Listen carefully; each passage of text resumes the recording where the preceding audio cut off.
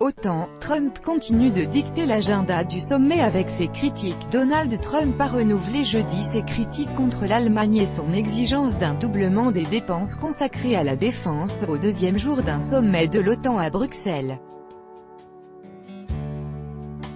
L'Allemagne vient de commencer à payer à la Russie, le pays dont elle veut se protéger, des milliards de dollars pour ses besoins en énergie provenant d'un nouveau gazoduc en provenance de Russie. C'est inacceptable, a tweeté en début de matinée M. Trump. Cette nouvelle salve, similaire à celle de la veille, intervient après une rencontre mercredi avec la chancelière allemande avec qui il a dit avoir de « très bonnes relations ». Lors d'une réunion bilatérale en marge du sommet, tous les pays de l'OTAN doivent respecter leur engagement de 2%, et cela doit en fin de compte passer à 4%, a-t-il martelé à nouveau dans un autre tweet. Mercredi, Donald Trump avait enjoint les alliés des États-Unis de faire passer à terme à 4% de leur PIB leurs dépenses de défense. L'exigence n'est pas nouvelle. Le président américain l'avait déjà formulée l'an dernier, mais elle s'accompagne de critiques virulentes contre les alliés qui ne paient pas assez, l'Allemagne en particulier. Les chefs d'État et de gouvernement des 29 pays de l'OTAN lors d'un dîner de travail au parc du Cinquantenaire à Bruxelles le 11 juillet 2018. Copyright Pool, Iverman, l'exigence de Trump n'est pas sérieuse et ne s'inscrit pas dans la politique officielle des États-Unis. Mais elle sape le sens de la déclaration conjointe du sommet de l'OTAN et souligne qu'aucune augmentation des dépenses n'est susceptible de satisfaire Trump, selon l'analyste Eric Bradberg, directeur du programme Europe de la Fondation Carnegie. Ambiance positive à leur arrivée, jeudi matin, pour des réunions dédiées à l'Ukraine, la Géorgie, l'Afghanistan et l'Irak. Les dirigeants de l'OTAN se sont efforcés de souligner l'ambiance positive des échanges. Le président Trump était de bonne humeur et a affirmé que l'Europe est un continent qu'il apprécie. Les discussions ont été bonnes, a assuré le Premier ministre luxembourgeois Xavier Bettel. La présidente croate, Kolinda Grabar-Kitarović, a qualifié l'atmosphère du dîner mercredi de positive et constructive. Nous avançons, les réunions de travail se sont très bien passées hier sur les différents sujets à l'ordre du jour, a renchéri le président français Emmanuel Macron.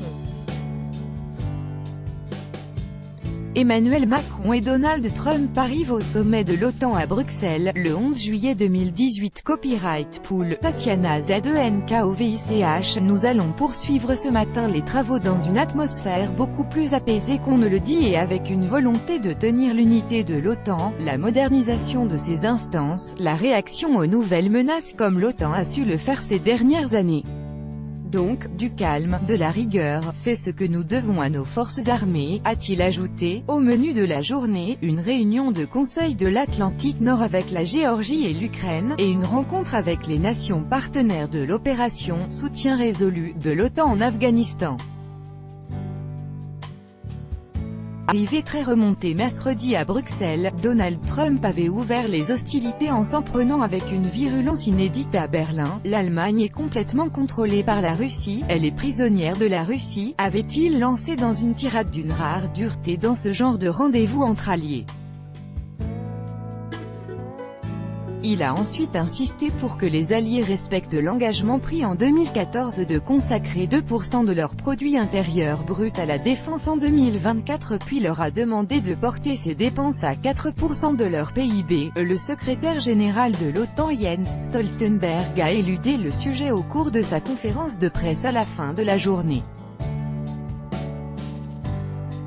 Commençons déjà avec les 2% pour lesquels il y a encore beaucoup d'efforts à faire, a-t-il lancé. Poutine à Helsinki, dépenses militaires des États de l'OTAN. Copyright AFP, Gillian HANDYSIDE. Une quinzaine d'États membres, dont l'Allemagne, le Canada, l'Italie, la Belgique et l'Espagne, sont sous les 1,4% du PIB en 2018 et seront incapables de respecter leurs paroles, ce qui ulcère le président américain, qui a ensuite exigé, dans un tweet, que les alliés portent leurs dépenses militaires à 2%.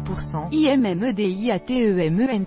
Donald Trump et Angela Merkel ont eu l'occasion de s'expliquer au cours d'un tête-à-tête après la première séance de travail. Le président, qui a alors changé de ton, a précisé avoir discuté du projet de doublement du gazoduc Nord Stream entre la Russie et l'Allemagne, auquel il est fortement opposé, mais il s'est refusé à entrer dans les détails de l'entretien. Angela Merkel s'est dite contente d'avoir eu l'occasion d'un échange de vues avec le président américain. Nous sommes des partenaires, nous sommes de bons partenaires et nous souhaitons continuer à coopérer à l'avenir, a-t-elle simplement commenté. Les Européens appréhendaient un sommet difficile. Donald Trump avait en effet quitté Washington d'humeur belliqueuse, déclarant, avec le goût de la provocation qui est le sien, que sa rencontre avec son homologue russe Vladimir Poutine prévue pour lundi à Helsinki pourrait être plus facile que le sommet de l'OTAN. Tout droit de reproduction et de représentation réservé, copyright 2018, Agence France Presse.